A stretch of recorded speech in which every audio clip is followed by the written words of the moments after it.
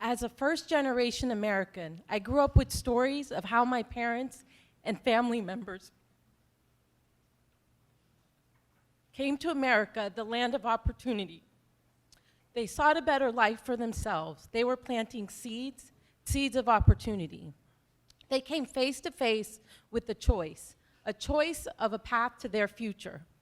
I often think of how my journey would have been different had my father chosen a different path. My father's view of the world shifted when workers came to his village to build a new well. That well was a game changer. It changed the village and it changed my father. He assisted the workers and became fascinated with the mechanics of the mechanical pump in the well. That ignited a spark in him, a spark that showed him that there was more beyond his village, that there were opportunities that lied ahead. With this new perspective, he continued his daily routine, which was to wake up every day, take the vegetables harvested from their family farm, sell them in the market, and then go to school. He did this every day. He came back from school, worked in the field, and studied by candlelight. Sometimes he studied at a friend's place. That friend's father saw potential in him, and he supported him to come to the United States. So my father embarked on a journey to new land. He left all that he knew to challenge himself and to plant the seeds of opportunity for me and future generations. He came to the US with $10, one suitcase, and one leather briefcase. That represented all that he had, but he was welcomed in this new country, made new friends, and through the kindness of strangers and those new friends that he made, he graduated with a degree in electrical engineering, actually 2 degrees. And he took those degrees, and now he knew he had a path forward, but he was again at a crossroads. Which direction should he take? Well, he decided to go back to India, but he didn't stay there for long. He relied on his resilience and grit and thought, should I stay here and take the easy road, or should I continue on my journey? He met my mother there. They were married, and he came back to the US. Together, they planted seeds of opportunity and wove together threads of my future.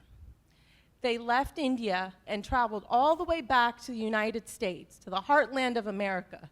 They made their new home in Kansas.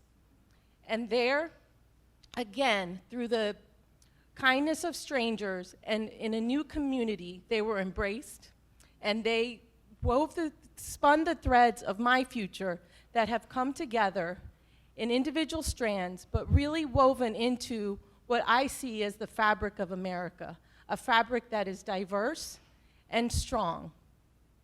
Sometimes it is torn and frayed, but we must work together to keep it strong.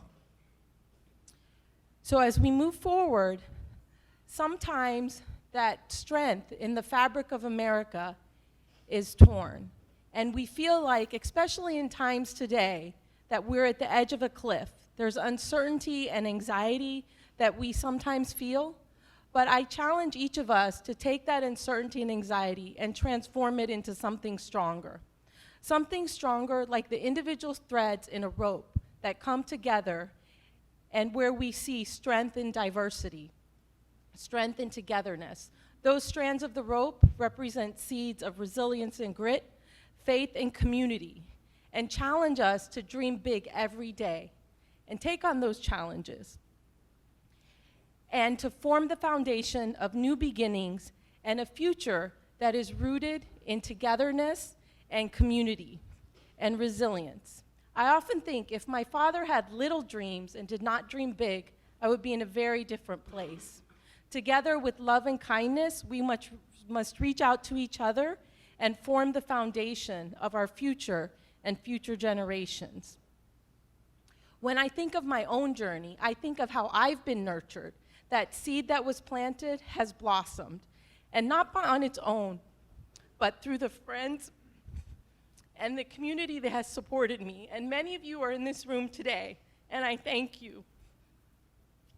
And so I encourage all of us to continue to plant those seeds for future generations to come.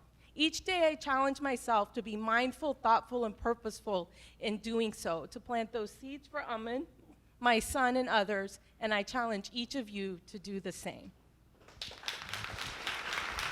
Thank you, Arti.